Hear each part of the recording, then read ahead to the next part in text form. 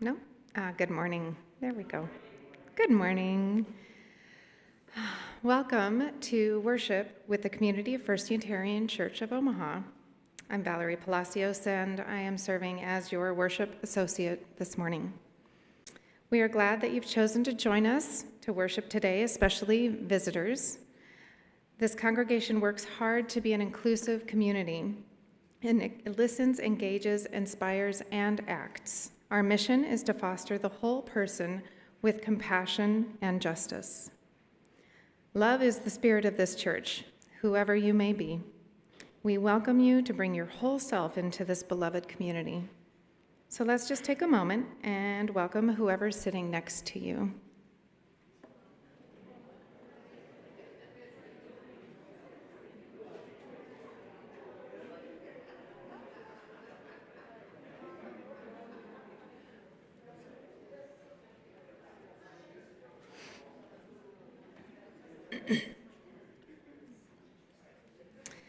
We also affirm that our church occupies the traditional treaty lands of the Omaha and the Ottawa-Missouri tribal nations and express our respect to the northern Ponca, Winnebago, and Santee Sioux tribes. We invite everyone to support local causes, charities, and the rights of Indigenous communities. And now our prelude with Jay Goff at the piano.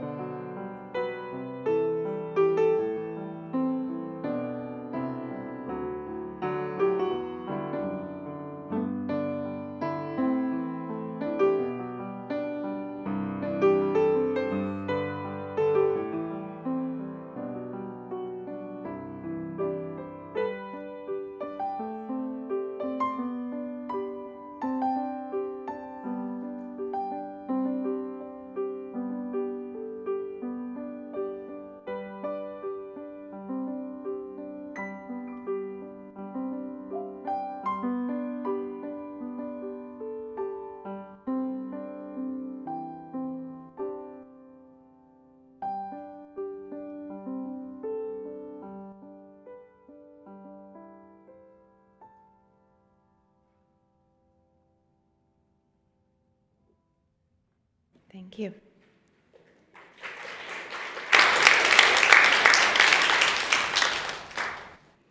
Now, as we light the chalice, which is the symbol of our faith, I would like to invite Donna Miesbach for the reading.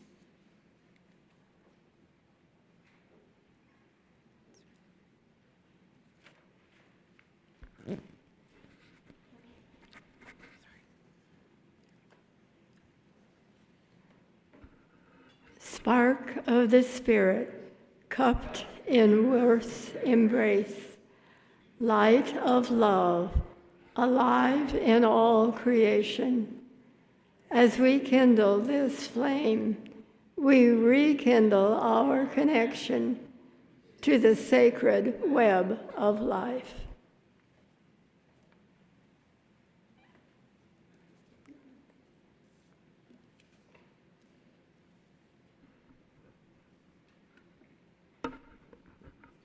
There is a place, it's another place, that speaks to my inner ear. It's far too interior to have a name, too sacred to ever be spoken.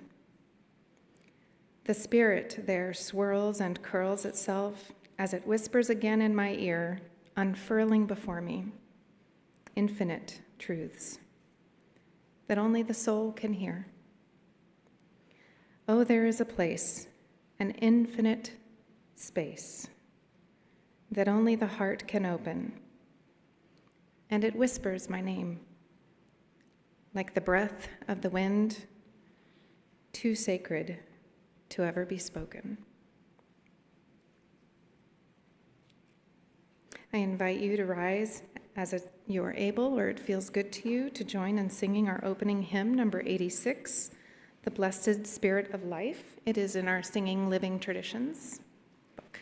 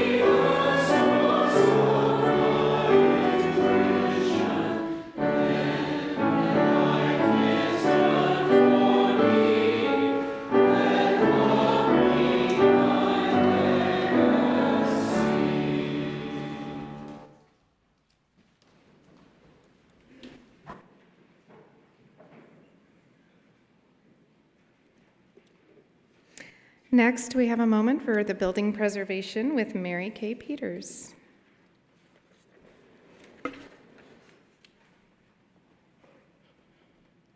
Good morning, everybody. I just wanted to really just take a moment to thank Jerry Tritch. I hit the wrong button. Oops. Which button do I hit? Sorry, I haven't done the slides in a while. As you might notice, I think I totally messed something. I broke it. Page up. Right, it's on the upper computer right now, it's not on the lower. Sorry. Anyways, I had some nice slides. We'll get them up in a minute, but they've been busy working this week. Jerry's been overseeing. You can probably see that they replaced the upper sashes on that side of the Palladium windows, and so I just wanted to thank Jerry and say to everybody how fond I am of this church. I went to University of Maryland. I have actually a picture of the Memorial Chapel, which looks a lot like this church. So this church feels like home to me, and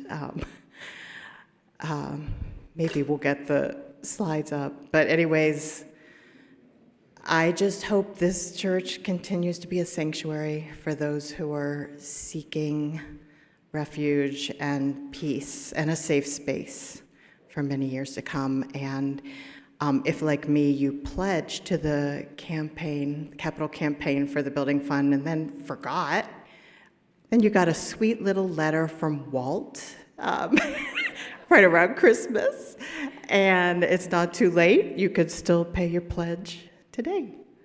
So, sorry I broke the slides.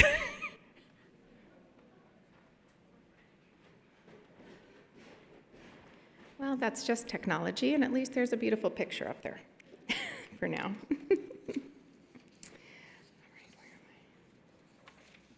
Okay. So each week we practice our spiritual value of generosity by sharing half of the loose currency of the offering plate with a local cause so more people can do more good. Our Share the Plate recipient for the month of January is the North Omaha Community Partnership, whose mission here is to help those in crisis to rebuild, uplift, and empower the North Omaha community.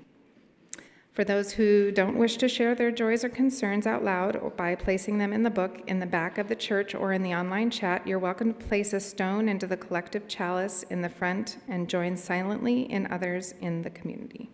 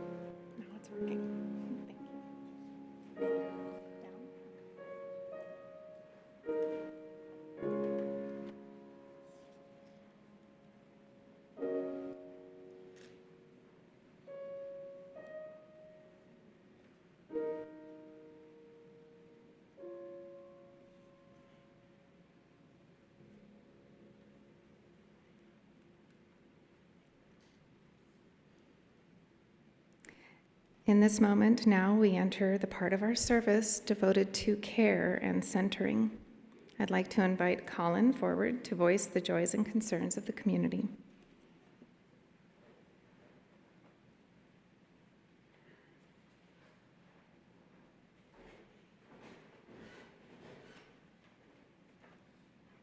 From Catherine Plumley, saying, I just love singing with this choir. Is that right?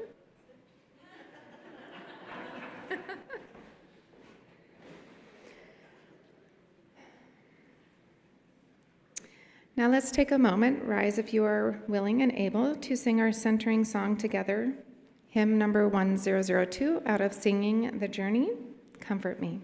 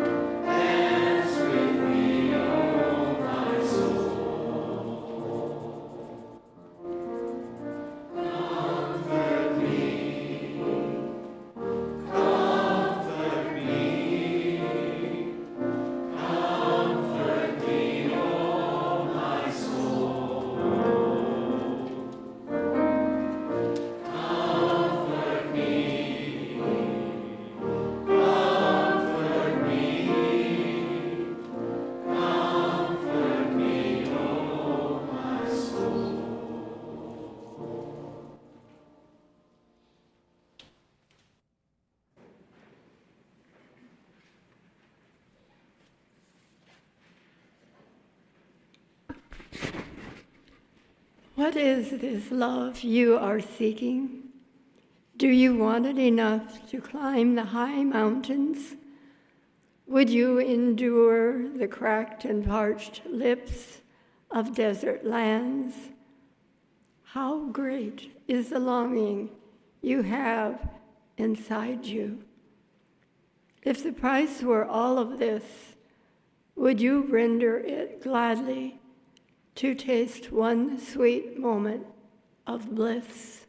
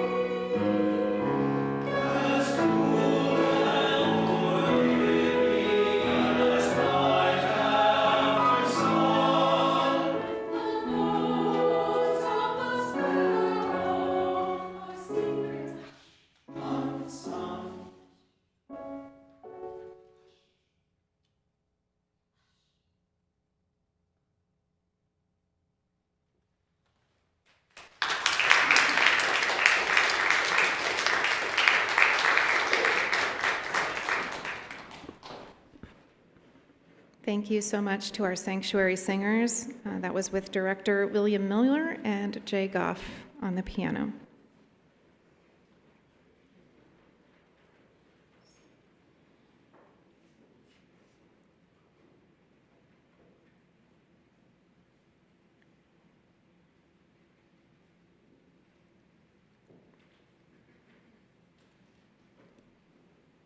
For those of you who may have been told or aware or received information, you can know that our sermon today is a title, You Are Never Lost. It is by someone who is incredibly special to my heart. Her name is Donna Miesbach. She is a prolific author. She has traveled the world with Deepak Chopra, becoming a primordial sound meditation instructor, teacher, coach, also yoga certified, and a novagenarian, which means she's worth listening to, as we all are, however, with years of experience. I am also very proud to say that she is my grandmother, and that makes it extra special for her to be here with us today. At this point, I would like to invite her to join us.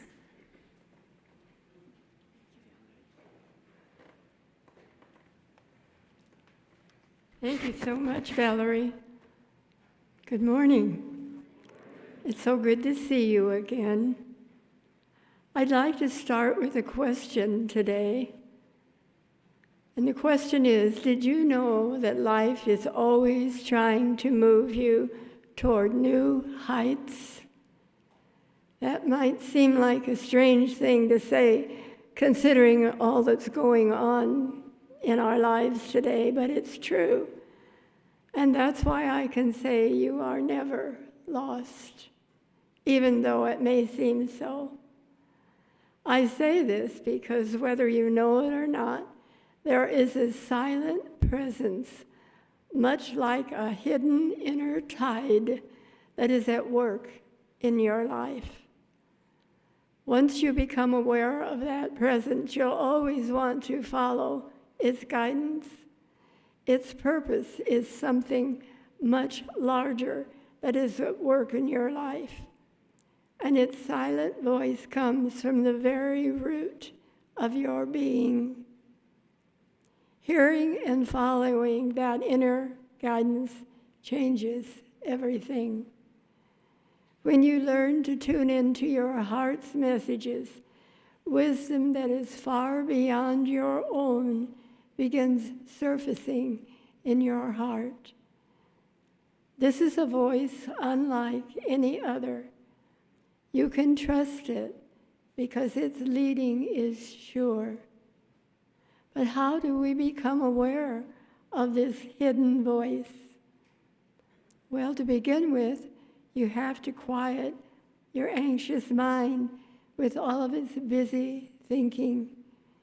We have to practice quieting the mind again and again until we can connect with our own inner peace that is always deep inside us.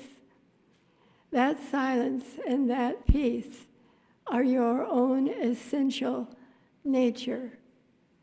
You know, the ancient rishis or sages used to say, "Nothing can disturb the calm peace of my soul." And when I first heard that, I thought, well, how can that be? At that time, I didn't know that my soul, your soul, and my soul are always at peace. It's the part of us that's eternal. It's never disturbed, never upset, and never afraid. So for just a minute, I'd like you to just close your eyes and think about a time when your mind was quiet. Sometime in your life, maybe recently, your mind was still and it was at peace. Was there any fear? No, of course not. Peace and fear simply cannot exist at the same time, can they? Just think about it. It's either one or the other. Whether you know it or not, that deep peace is the very nature of your soul. And it's always here because you are always here. All it takes is a shift of attention, a tuning in, and there you are, and there it is. There is no difference. Always we have a choice. Author Eckhart Tolle says you can choose to live yourself in the world, or you can lose yourself in your own unconditional peace. When you are at peace, you are resetting your anchor. When you connect with that peace, you begin to understand, perhaps for the very first time, the importance of having a quiet mind. This is such a busy, noisy world. Excuse me. But you are not the world. Yes, you are in the world, but you are not the world. You are that silent inner awareness. To find that silence and that peace, you don't go anywhere. You just gravitate into your own inner being where the peace resides. The more attuned you are to this ever-present silent state and its infinite wisdom, the better you'll be able to ride the deep currents of your life. This is more important than you might think, because every cell in your body knows exactly what you are thinking and feeling all the time. If you are depressed, your body is depressed too. If you are angry or upset, that emotional inflammation disrupts your body's harmonious functions. In other words, the body's efficiency is at the mercy of our attitudes. Yes, it's true. Our thoughts and feelings do shape our days. But these choices can be changed. There's always another way to view life and all of its circumstances. The key is to be aware of how you are responding instead of just reacting automatically. You know, we have habits. We get in the habit of responding to certain things in certain ways. But instead of doing that, instead of responding or reacting automatically, we can choose how we're going to do that. And Dr. Deepak Chopra calls that conscious choice making. When I first heard that, I thought, wow, I can choose how I respond to whatever happens. And I can tell you right now that that level of awareness and attention is a practice, because sometimes things happen and just like that, we fly off the handle, not realizing we lost control, we lost our focus, and we lost the peace. Easy to say, but hard to do. Well, yes, it's easy to get caught up in those habitual responses. But what do we do when that happens? Well, when there's anger, we can choose love. We can choose to forgive. Refuse to let negative feelings enter your heart. And when you read or hear about potentially disquieting events, choose not to judge. That in itself is a learned skill. It takes practice to keep from judging. At least it does for me.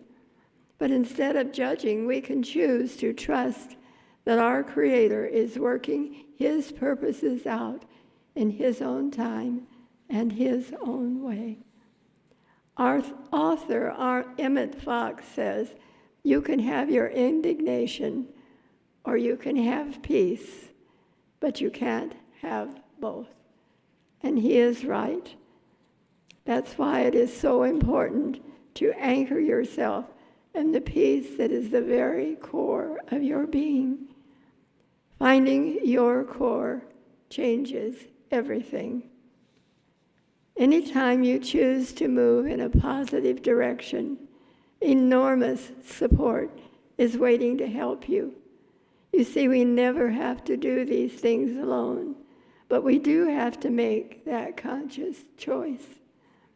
The beautiful part about this is that every time you deliberately live your life consciously, it gets easier.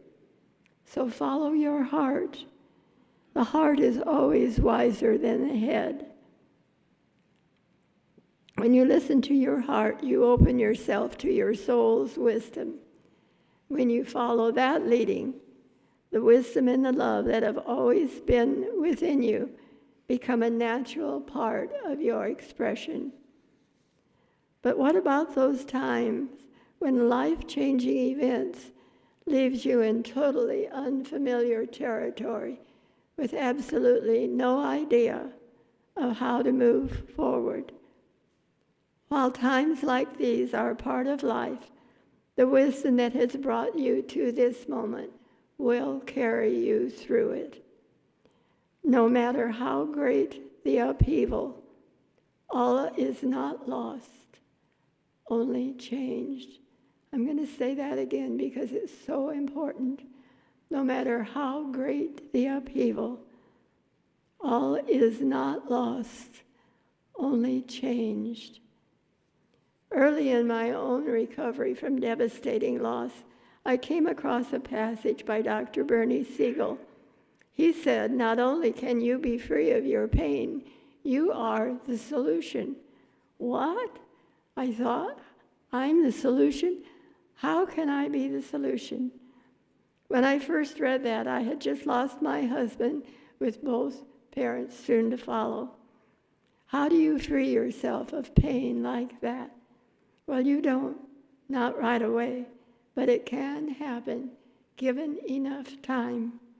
Perhaps even years of deep introspection and prayer and searching and all that goes with it to bring your own inner wisdom and deep understanding to the surface.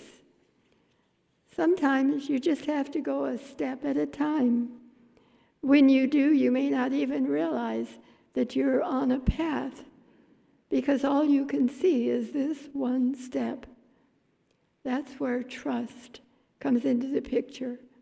Trust the hand that is guiding you, that is showing you this one step. Other steps will follow. Of that you can be sure. You may not be able to see the other steps right now, but they will be there. Life will show you the way, and that's a promise. But you have to be willing to do the work. The work I'm talking about is learning to accept what has happened. Acceptance is key. Whatever happened is part of life, and there's no changing that. So no matter how difficult life may seem, you do have it within you to press on. Yes, grief, despair, and feeling discouraged are natural responses, but remaining there is always a choice. It's totally up to you. So here's the good news. Absolutely anything is possible once you learn to own your choices. Learning to do that is another one of life's big lessons. It's one of the ways we learn to keep afloat. Yes, I know. It's easy to get discouraged when life gets tough and struggles are overwhelming. But when those times come, and they do for all of us, it's important to remember that even this is part of your own inner growth. There's always something we can learn from what's happening in our lives. You see, nothing is wasted. Ever, not ever. All things can and will be used for some good purpose. Whether we know it or not, what is going on in our life right now, no matter how difficult or how good, ultimately, this too will be used for your benefit. The how is not up to us, but the trusting process is. Even when it may not seem like it, Your life really is moving in harmony with a rhythm that is not of your making. What does this mean? Well, it means that your life is unfolding according to a wisdom that is beyond your present understanding. So be open to this inner leading. Seek always to follow the higher will. Grace knows the way and is your infallible guide. You are never lost, no matter how tough the road gets. There is always a higher wisdom at work in your life. Whether you can see it or not, that plan includes exactly what you need to be able to move forward. Yes, there will still be challenges. There will still be things to work through. But when you anchor yourself in the sacred presence of your own internal, eternal guide, you will know. No one will have to tell you. You will absolutely know that you will never be lost. And that's a promise. Thank you for letting me share these thoughts with you. May you always be blessed. Namaste.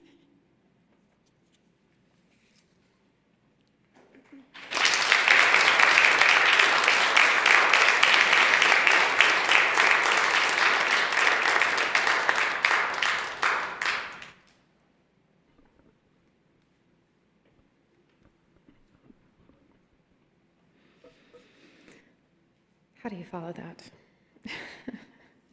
Well, you follow it by singing. If you are able to rise, please join us in our closing hymn today, number 108, My Life Flows On in Endless Song.